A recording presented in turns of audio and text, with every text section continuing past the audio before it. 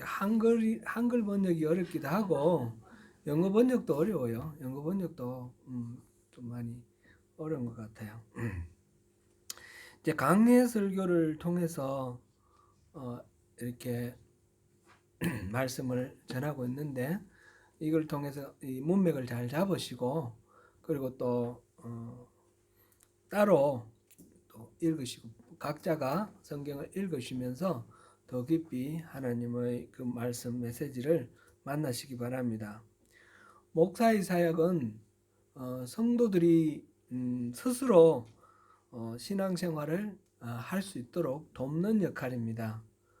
어떤 분들은 목사가 기도하면 더 이렇게 능력이 있는 것 같이 그렇게 생각도 하고 하나님과 우리 사이에 중간에 목사가 있는 것처럼 그렇게 생각하시는 분도 간혹 있는데 그거는 잘못된 생각입니다.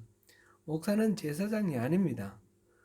구약 시대는 제사장이 따로 있어서 중계를 했지만 신약 시대에는 우리 성도 모두가 제사장입니다. 만인 제사장이라고 그러죠. 우리 모두가 제사장으로서 직접 하나님을 만날 수 있습니다. 그러므로 목사는 성도들이 직접 하나님을 만나 교제할 수 있도록 돕는 도움이다. 그렇게 저는 생각하고 있고 여러분들은 그런 측면에서 목사를 잘 활용하시기 바랍니다. 성경은 하나님의 사랑의 고백서입니다. 성경을 잘 알면 하나님의 성품을 잘 알 뿐 아니라 하나님의 마음을 잘 알 수 있습니다. 저는 여러분이 성경을 잘 이해를 하시고 성경 속에 담긴 하나님의 이 마음을 또 잘 살피시면서 사랑의 편지를 읽으시고 하나님의 사랑을 잘 누리시기를 바랍니다. 강해 설교는 그것을 돕는 또 좋은 유용한 그런 방법이다 해서 제가 강해 설교를 하고 있습니다.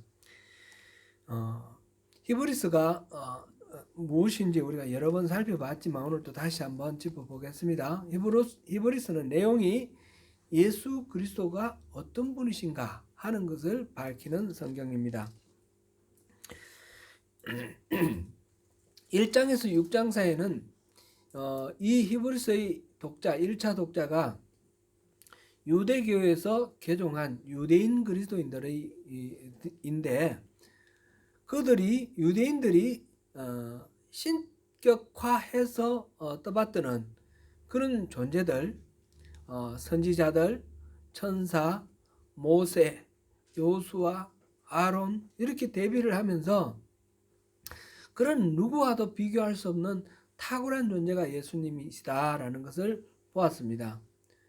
그런 것으로서 마지막으로 대제사장이다라는 직분을 예수님의 직분 가운데 보았는데 이제 7장부터 10장까지는 대제사장으로서 예수님은 어떤 사역을 하고 계시는가 그것을 다루고 있습니다. 11장부터 13장까지는 예수님이 대제사장으로 제사를 드리는데 그 제사는 어떤 제사냐면 믿음의 제사입니다. 짐승을 잡아 바치는 옛날 구약시대 제사하고 다르게 믿음으로 하나님께 나아가는 제사입니다. 그래서 그 믿음의 제사에 대해서 그것이 어떻게 되는 것이고 무엇인지 설명해 놓은 것이 11장부터 13장까지의 내용입니다.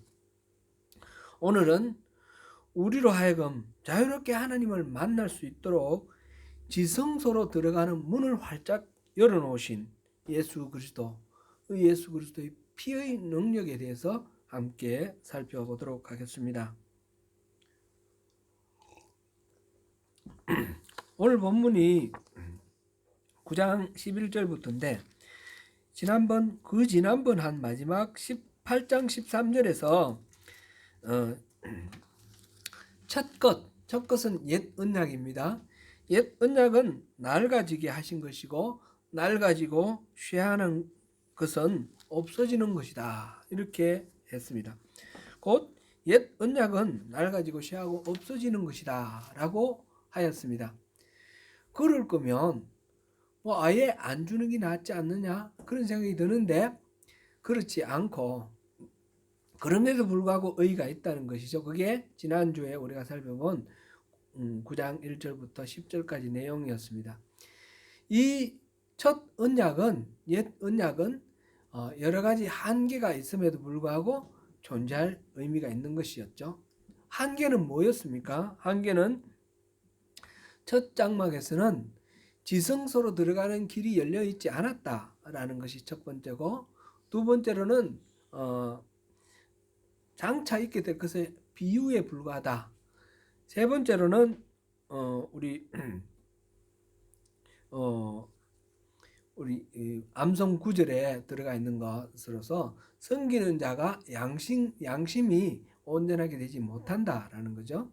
섬겨도 열심히 섬겨도 못한다. 그다음에 네 번째로는 이러한 제사 지도는 개혁할 때까지 둔 것이다. 잠정적인 조치다. 그런 것이죠. 예. 이렇게 네 가지가 이 옛 언약의 한계였습니다. 그 다음에 이러한 한계가 있음에도 불구하고 왜 이 언약을 주셨느냐. 이 옛 언약의 의의는 그래도 그 옛 언약의 예법대로 예수님이 십자가를 지시고 자기 자신을 제물로 드렸다라는 것입니다. 그래서 새 언약은 옛 언약 위에 세워진 언약이다라는 것이 의미가 있습니다. 이어서 11절에서 12절을 보시겠습니다. 우리 같이 읽겠습니다. 시작. 그리스도께서는 장래 좋은 일의 대제사장으로 오사 손으로 짓지 아니한 것 곧 이 창조에 속하지 아니한 그 크고 온전한 장막으로 말미암아 염소와 송아지의 피로 하지 아니하고 오직 자기의 피로 영원한 속죄를 이루사 단번에 성도에 들어가셨느니라. 아멘. 그리스도는 짐승의 피가 아니라 자기 자신의 피를 가지고 성소에 들어가셨습니다. 성막에는 두 장소가 있죠. 성소가 있고 지성소가 있습니다. 성소에는 제사장이 매일매일 들어가서 하나님을 섬기는데 거기에는 하나님이 안 계십니다. 지성소는 대제사장이 1년에 한 번만 들어가서 섬기는데, 대속죄일 날 섬기는데 거기는 하나님이 임재해 계십니다. 이 지성소와 성소 사이에 휘장이 있지요. 휘장을 가려 놓았는데 하나님께서는 사람을 사랑하셔서 가까이 오라 하셨지만, 그러나 이 지성소 안으로 함부로 들어오는 것을 막기 위해서 휘장을 이렇게 들이워 놓으셨습니다. 그 휘장에는 무엇이 새겨져 있습니까? 그룹 천사가 새겨져 있습니다.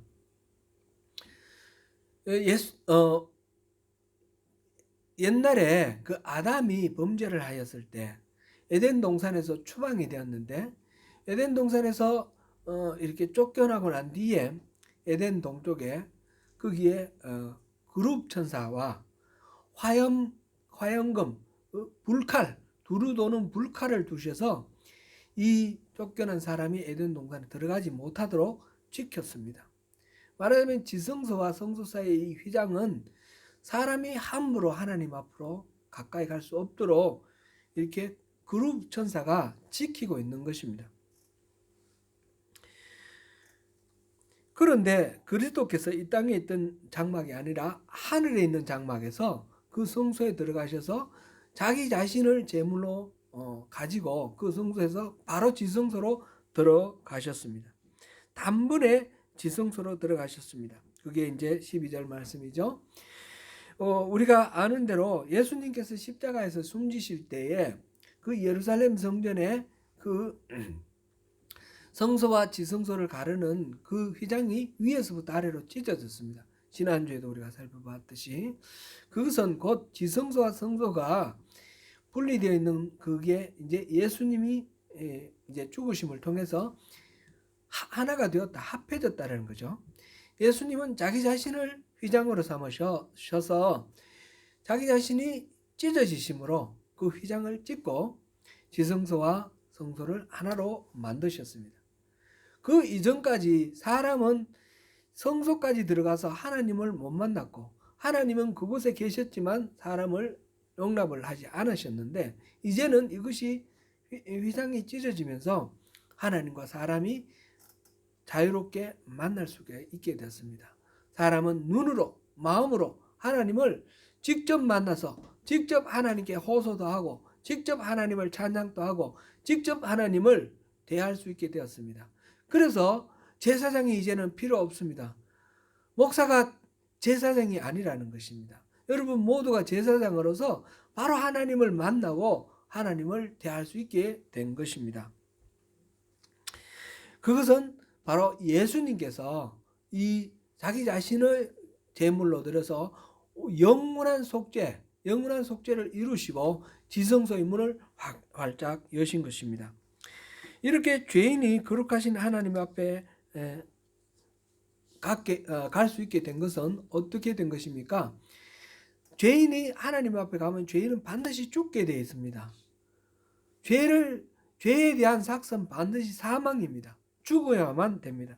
여기에서 오늘 본문에서 첫 언약도 피 없이 세운 것이 아니다 그랬고 22절에 피 흘림이 없은즉 사함이 없다.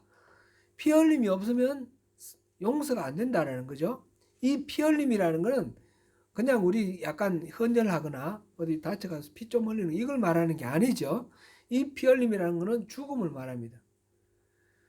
제사장이 짐승을 잡아 죽여서 이 짐승의 죽음을 통해서 그 죄인의 죄를 용서받는 것입니다. 그래서 이 피 흘림이라는 것은 죽음을 말하는데 죄인은 죽지 않고는 하나님 앞에 갈 수가 없습니다. 그런데 어떻게 이 지성소와 성소의 이 휘장이 갈라지고 우리 죄인이 하나님을 만날 수 있습니까? 그것은 바로 예수님께서 자기 자신의 피를 바로 속죄의 제물로 드리셨기 때문에 우리가 더 이상 우리의 피를 흘리지 않고 예수님의 피, 예수님의 보혈의 능력으로 하나님을 만날 수 있게 된 것입니다.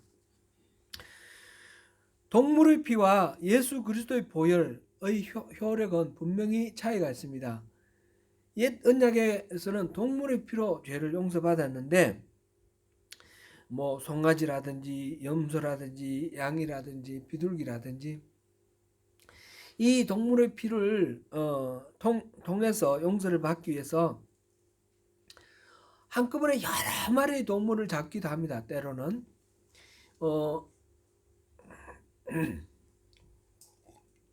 솔로몬은 1,000마리의 소를 한꺼번에 번제로 드리기도 했습니다. 그렇게 물량 공세를 할 뿐만 아니라 이 출애굽 그 시대로부터 시작해서 BC 1500년부터 시작해서 예수님 당시까지 끊임없이 성전에서는 짐승을 잡아서 이 역사적으로 계속해서 물량 공세를 했습니다. 그러나 그 모든 것들, 그 짐승의 피는 한계가 있죠. 짐승의 피는 뭡니까? 잠정적인 것이다. 임시조치라는 것이죠. 그 섬기는 자를 양심상 깨끗하게 할 수 없다고 그랬습니다. 지성소로 들어가는 그 문이 열리지 않았다고 그랬습니다. 그러나 예수님의 보혈은 완전히 다릅니다. 이 개혁의 때 예수님 보혈의 효력이 나타난 때가 되어서 이제는 동물의 피가 아니라 예수님이 오셔서 흘리신 피로 이제 영원한 속죄가 이루어졌다는 것입니다. 예수님도 피를 조금 흘리신 것이 아닙니다. 다쳐서 약간 흘리신 그런 정도가 아니죠. 완전히 피를 십자가 위에서 모든 피를 한 방울도 남김없이 다 쏟으셨습니다. 그래서 예수님의 피는 영원한 속죄를 이루었습니다. 짐승의 피는 매년 속죄일마다 다시 짐승을 잡아서 바쳐야 됐지만 예수님의 이 속죄는 이 보혈의 능력은 단번에 드려진 제사가 되어서 영원한 효력을 갖는 그런 제물이 되었습니다. 예수님이 사람이었기 때문에 사람이 죽어서 그래서 효력이 있었습니까? 그런 게 아니죠. 예를 들어서 제가 죽는다고 해서 여러분들이 죄가 사해집니까? 그거 아닙니다. 예수님은 죄 없이 이 땅에 우리의 죄를 지기 위해서 오신 하나님의 어린 양입니다. 그래서 예수님의 보혈의 능력으로 우리 모두가 예수님 오시기 전에 있던 모든 인류, 예수님 당시의 인류, 예수님 이후의 모든 인류가 예수님의 보혈의 능력으로 죄사함을 받을 수 있게 된 것입니다. 이것이 바로 예수님 피의 능력인데, 이 피의 능력은 이렇게 우리가 죄를 용서받는 그런 능력일 뿐만 아니라 플러스 오늘 우리 성경에서 두 가지 더 능력이 있습니다. 사실은 죄 용서받는 것은 말하자면 시작이고 출발이고, 하나님이 우리를 용서하신 이유는 이 두 가지 다른 그 다음 능력을 위해서 있는 것입니다. 13절 14절 보시겠습니다. 같이 읽습니다. 시작. 염소와 황소의 피와 및 암송아지의 죄를 부정한 자에게 뿌려 그 육체를 정결하게 하여 거룩하게 하거든 하물며 영원하신 성령으로 말미암아 흠없는 자기를 하나님께 드린 그리스도의 피가 어찌 너희 양심을 죽은 행실에서 깨끗하게 하고 살아계신 하나님을 섬기게 하지 못하겠느냐. 아멘. 염소와 황소의 피는 일반적인 속죄 제물로 쓰이기도 했고요. 또 앞에서 보았듯이 대속죄일 날 대제사장이 단 한 번 지성소로 들어갈 때 그럴 때에 또 쓰인 그런 제물이기도 합니다. 그럴 때에 자기 자신과 가족 그리고 백성의 죄를 속죄할 때에 이 염소와 황소의 피가 사용되었습니다. 그리고 암송아지의 죄라는 것은 이거는 민수기 19장에 나오는데 부정하게 된 사람들, 병이라든지 여러 가지 부정하게 된 사람들에게 암송아지의 죄를 물에 담궈서 그 물로 이렇게 뿌리는 것을 통해서 이 부정한 사람이 정결하게 되는 그런 것이 나옵니다.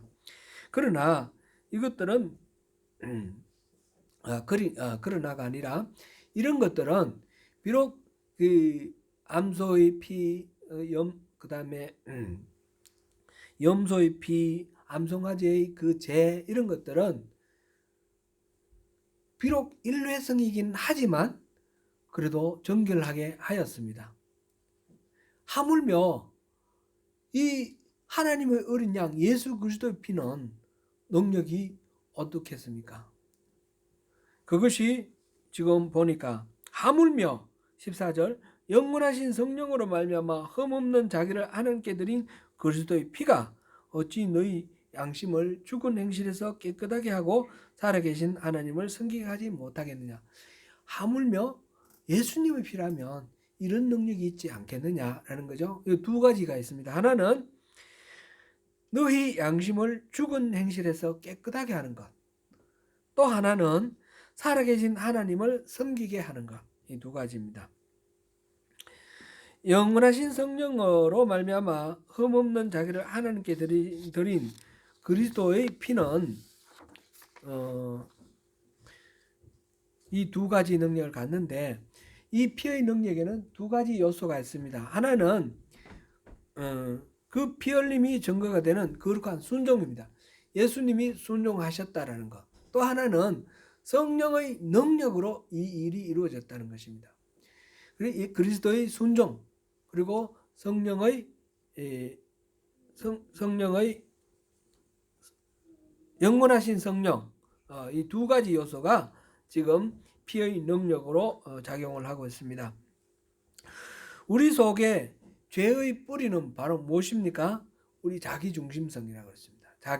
자기가 스스로 자만하고 자기 뜻대로 모든 것들을 하려고 하고 이런 것들, 이 자기중심성, 이것이 바로 죄의 뿌리인데, 그리스도가 흘리신 그 피, 영원하신 성령으로 말미암아 그리스도가 흘리신 피, 이것이 우리에게 들어오게 되면 우리 자기중심성, 이것이 녹아나 버리는 것이죠.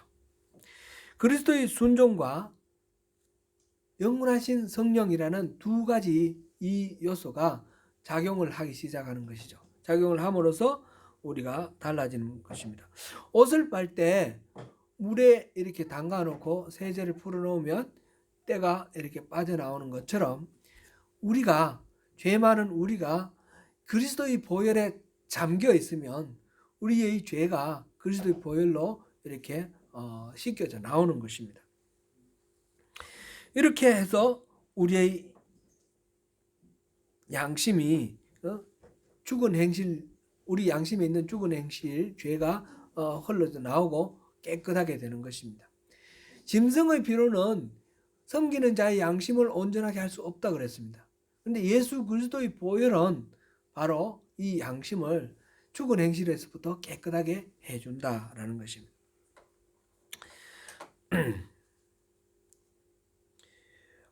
그리스도가 하늘로 올라가시게 한 그것은 바로 그 피의 능력이었는데, 그 피의 능력으로 우리 안에도 들어오십니다. 그 귀중한 피의 능력이 악한 나의 양심의 모든 흔적을 지우고 나를 정결케 하십니다. 자, 이거는 우리가 죄를 지은 것, 과거에 지은 죄를 용서받는 것, 그것이 첫 번째 우리가 속죄 있고, 이 두 번째, 이거는 더 이상 죄의 지배를 받지 아니하고 죄에서 자유롭게 살 수 있는 능력도 바로 이 그리스도의 피에서 우리가 얻을 수 있다는 것입니다. 이 보혈의 피를 의지하면 우리는 죄와 싸워 이길 수 있습니다. 그 다음에 지금 이제 양심을 죽은 행실에서 깨끗하게 하는 피의 능력을 보았고, 또 하나는 살아계신 하나님을 섬기게 하는 피의 능력입니다. 이제 보혈의 능력으로 우리는 살아계신 하나님을 섬길 수 있는 능력을 얻게 되었습니다. 내가 정결하게 되었으니까 이제 하나님을 섬길 수 있게 되었습니다. 우리는 흔히 이 죄가 용서받는 그 구속, 그것을 어떤 신앙의 완성이고 최종 목표라고 생각하는데, 그것이 아니라 거기서 한 걸음 더 나아가서 우리가 정결하게 되는 것, 그리고 하나님과 교제를 해서 교제를 회복하게 되는 친밀한 관계 속에 들어가는 것, 거기까지 가는 것이고, 또 거기서 더 나아가서 하나님의 동력자가 되는 것입니다. 죄에서 씻음받고 살아계신 하나님의 교제를 회복하는 것은 우리가 더 높은 차원의 목적이 있습니다. 하나님을 섬기기 위해서 우리가 하나님을 깊이 사귀게 되고 교제하면서 깨끗함을 받는 것입니다. 우리가 진성조의 나감을 구하고 하나님과의 정결한 교제를 구할 때에 그 목적이 우리 주님과 동행하고 주님 임재 속에 거하고 하나님과 늘 함께 있기를 바라는데, 그 바라는 목적이 그래서 내가 거룩해지고 내가 만족해지고 그것으로 끝나서는 안 된다는 것입니다. 그 다음 단계가 있습니다. 그 다음 단계가 뭡니까? 하나님을 섬기는 것입니다. 정결케 함은 섬김을 위한 어떤 섬김을 위해서 우리가 정결케 되는 것입니다. 그 성막을 생각해 보십시오. 성막에 바깥들에 있는 사람들하고 그 성막 안에서 섬기는 제사장들하고 차이가 있습니다. 바깥들에 있는 사람들도 자기의 죄를 가지고 짐승을 잡아 성막 안에 들어가서 짐승에게 안수하고 죄사함을 얻습니다. 분명히 피를 뿌림으로 죄 용서를 받는 것을 알고 있습니다. 그리고 그 죄사함도 얻습니다. 그러나 그 피가 자기에게는 적용되지 않습니다. 제사장들은 그 피를 자기에게 묻히면서 자기가 바로 정결한 존재로 하나님의 그 집, 성소에서 섬기는 역할을 하게 됩니다. 이 성전 바깥들에 있는 사람들과 제사장의 차이, 그것을 생각하시면서 우리가 바깥들에만 머물러 있어서는 안 된다는 것입니다. 우리가 예수 그리스도의 보혈의 피를 우리가 덮어쓰고 우리가 예수님을 섬기는, 하나님을 섬기는 자리까지 나아가야 하는 것입니다.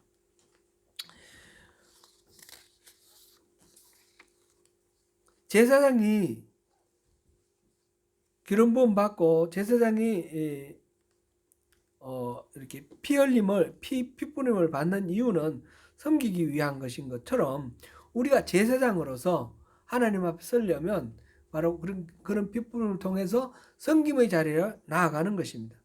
그동안 신앙의 본질에 대해서 제가 여러 차례 말씀을 나누었는데 그것을 한번 정리해 보시면 좋겠습니다.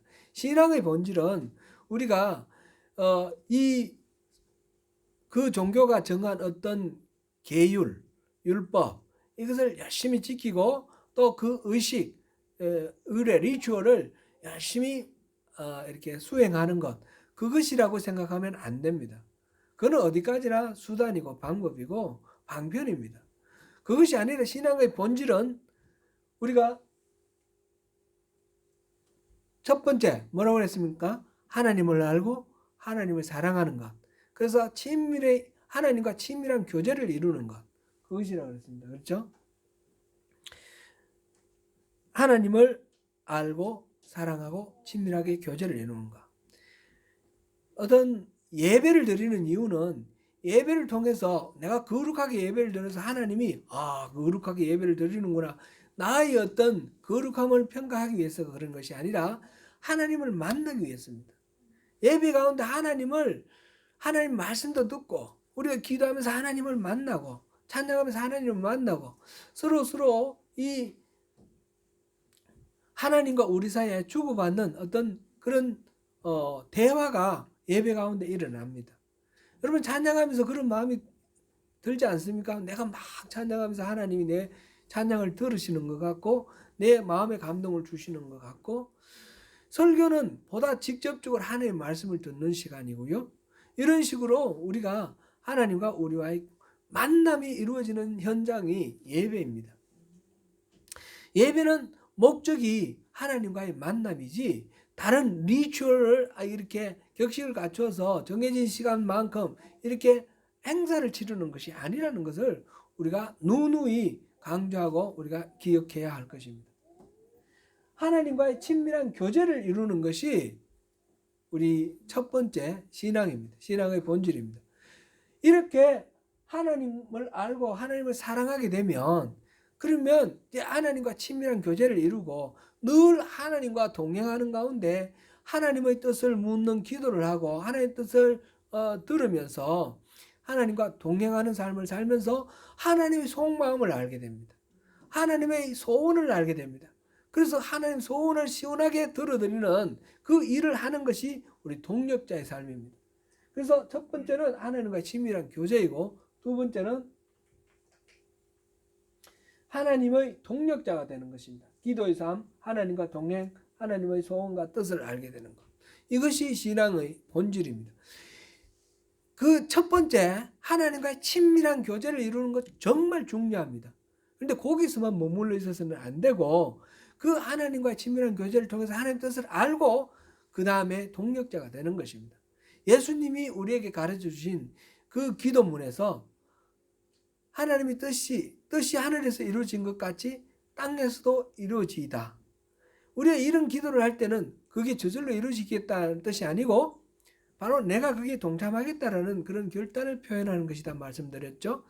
하나님이 나라가 임하기를 바랍니다. 그렇게 기도를 할 때 하나님 나라가 이 땅에 임하도록 내가 하나님 나라를 이루어 나가는 것입니다. 이 모든 것들이 하나님의 소원이죠. 하나님의 소원을 이 땅 위에 실현시키기 위해서 내 자신을 헌신하는 것이 동력자의 삶입니다. 그래서 지금 그런데 그런 것들은 내가 그걸 어떻게 할 수 있습니까? 바로 보혈의 피의 능력으로 가능합니다. 친밀한 사랑의 관계도 바로 우리의 양심을 정결케 하시는 보혈의 능력으로 그렇게 친밀한 교제를 이루며 그 다음에 또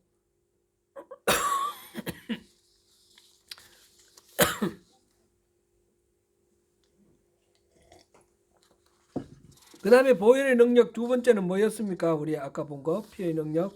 첫 번째는 양심을 죽은 행실에서 깨끗하게 하는 피의 능력. 그래서 친밀한 교제를 이루는 것이고, 두 번째로는 바로 살아계신 하나님을 섬기게 하는 피의 능력. 그랬습니다. 그렇게 해서 하나님의 동력자로서 우리가 살 수 있는 것입니다. 이것은 내 힘이 아니라 보혈의 능력으로 가능합니다.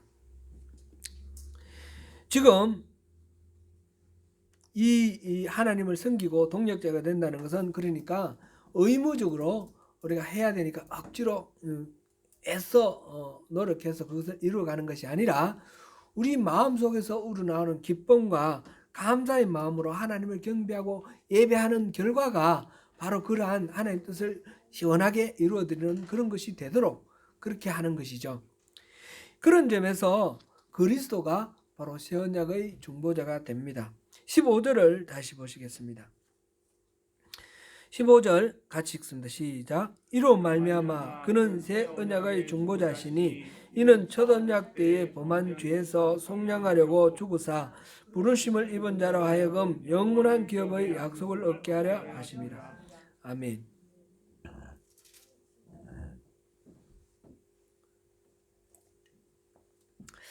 그는 새 언약의 중보자시니 이는 첫 언약 때에 범한 죄에서 속량하려고 죽으사. 첫 언약 때 구약의 그 율법에 맞춰서 비추어 볼 때 우리 모두가 다 죄인 아닙니까?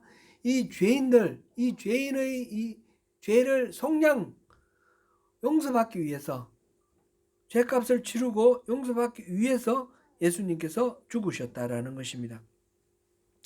그래서 결과적으로 부르심을 입은 자들, 바로 성도들로 하여금 영원한 기업의 약속을 받아 누리게 하셨습니다. 여기서 기업이라는 말 이거 여러 번 나오죠. 이 기업은 터기자 기업입니다. 이 기업은 우리가 일반적으로 사회적으로 쓰는 기업, 그 엔터프라이즈하고는 뜻이 다르고, 그것이 아니고 이 inheritance, 영어로는 지금 NIV 성경에 inheritance라고 번역이 되어 있습니다. 유산입니다. 유산. 그래서 이 부르심을 입은 자들이 유산을 물려받는다는 겁니다. 이 말씀을 논증하기 위해서 지금 유언이라는 것을 지금 말하고 있습니다. 유언 16절. 유언은 유언한 사람이 죽어야지 효력이 있습니다. 유언장을 써놔도 위를 써놔도 살아있을 때는 이거는 아무 효력이 없죠. 그리고 또 바꿀 수도 있고 막 이렇게 되죠. 근데 죽으면 이 유언이 효력을 발휘합니다. 지금 이거 부르심을 받은 자들에게 유산으로 물려준다 그랬지 않습니까? 유언 마찬가지로 유산이니까 죽을 때에 이게 효력이 발생되는 것입니다. 지금 새 언약은 그리스도가 죽으셔야 효력이 발생한다는 것입니다. 첫 언약도 피 흘림이 없으면 안 이루어졌다 그랬습니다. 첫 언약이 둘째 언약, 새 언약으로 이렇게 바뀌려고 그러면 이 잠정적인 첫 언약이 이 새 언약으로 바뀌려면 예수님이 죽으셔야 된다는 것입니다. 예수님이 죽으셔야지 새 언약이 유언이 효력을 발행하는 것처럼 그렇게 발생을 합니다. 그리스도의 죽음은 이 하나님과 기업을 상속받을 사람들 사이에 맺어진 이 계약이 효력을